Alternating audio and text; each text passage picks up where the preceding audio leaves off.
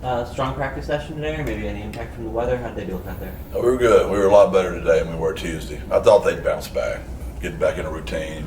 I challenged them a little bit. We were very physical, a lot more at the point of attack. Both sides of the ball, got after it, took care of each other, but had a very competitive, spirited practice where it was a lot of fun. Those are the kind of practice you wish every day was. Unfortunately, they're not, but today's one of those days. We're not anywhere near perfect, but we were a way better football team today than we were Tuesday. We've talked about the receiver group a good bit already so far this spring. What does it do for the offense just to have the amount of speed that you have available at that position? We're excited about it. We are. I'm always scared to talk about it too much just because, transfer portal and somebody trying to steal my kids from me. But we're very excited about them. They work hard. They got a good group. Coach Price has done a really good job of developing and recruiting those kids. And we're deep, as I've mentioned, and it allows practices to run better because we can, just rotate so many kids out there. We got in that pattern there, early where we played 3 kids, quite a bit. And I really don't want to play that way. The rest of our team has been very reflective of how I'd like to play by rotating a lot of players. But we've never been able to do that at the receiver position. We got more that way last year, and we're going to really be headed that way from now on, we think. Coach, how is it with for the quarterbacks having to adjust to so many different receivers? How important is spring to make sure that they have that connection? Yeah, and them staying healthy. That's what's going to be important. They stay healthy so they can keep those reps where they're used to getting that work with those guys, to your point.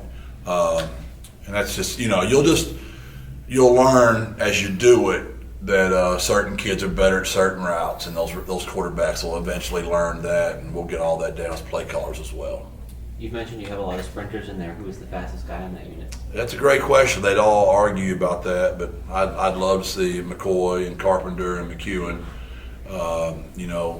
I'd like to see that race. It'd be a heck of a race. We talked some about Willie the other day, but what do you anticipate for him on the field next year? What are the ways he can kind of step forward? I just think his ability to make plays is coming. You saw that a little bit last year, but battled through so many injuries last year, and nothing he could help. He just had one of those runs where he just couldn't help himself. And I'd love to see him stack some days of being healthy. He knows the offense now, and I think he could really be a player. We're talking to Elliot Davison as well today. What jumps out when I mentioned him? What are the big things that come to mind he brings to this team? IQ, character, work ethic. He's a stud. He's just a unique individual. Teammate of Jamal Liggins in high school. They're very similar in how they carry their business. And he's won every competition so far in our Titan data. He's been the hardest working safety in every practice we've had so far. I'm always busting Ken on that because Ken's a great kid too, right? But it's hard to outwork Elliot. Do you think there's something that brings that out of him, or where does he get that motivation from? Oh, it's just us boys from the 903. It's all we know. No, I'm messing with you. He's got great parents. He's got really good people where he comes from. And he's a proud, intelligent kid. So you'll enjoy talking to him. He's a really neat person. I know last year him and Ken sort of split the free safety position, looked like, and now they're both out there together. Is somebody's responsibilities different?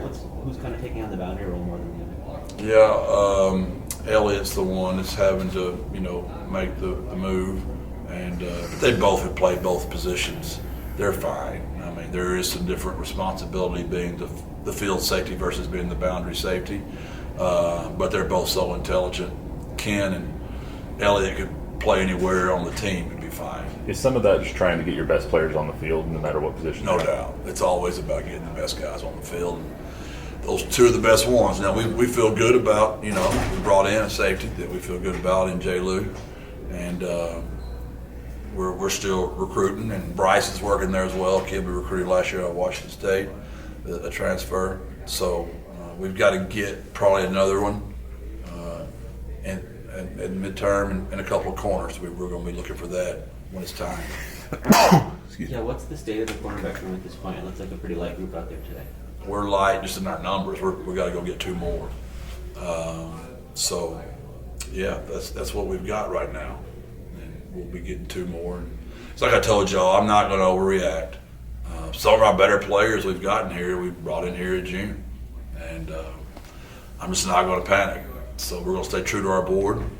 And we'll go short before I'm going to take a bad player in our evaluation. So it's why walk-ons get scholarships. Because if you hit your number right, that shouldn't happen. But when you're giving out walk-on scholarships, you didn't hit your number correctly. And we'd rather stay true to our board and bring in players we know that can help us win. You have a trip downtown a little bit. How special is that? Today, you mean? Yeah. Yeah. The mayor is always so wonderful to us. As much as we've tried to become the football team of San Antonio, they've embraced us back. And it's a true partnership that he's provided for us. And city manager and Eric and all those guys, the judge, those guys have all just been super to us. And city council, I mean, you name it, they've all just been the best. It's been a lot of fun.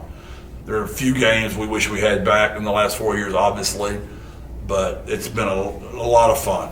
And I expect the next 4 years to be as fun. We're going to be good again. What's it going to be like for you to see your seniors celebrated one more time?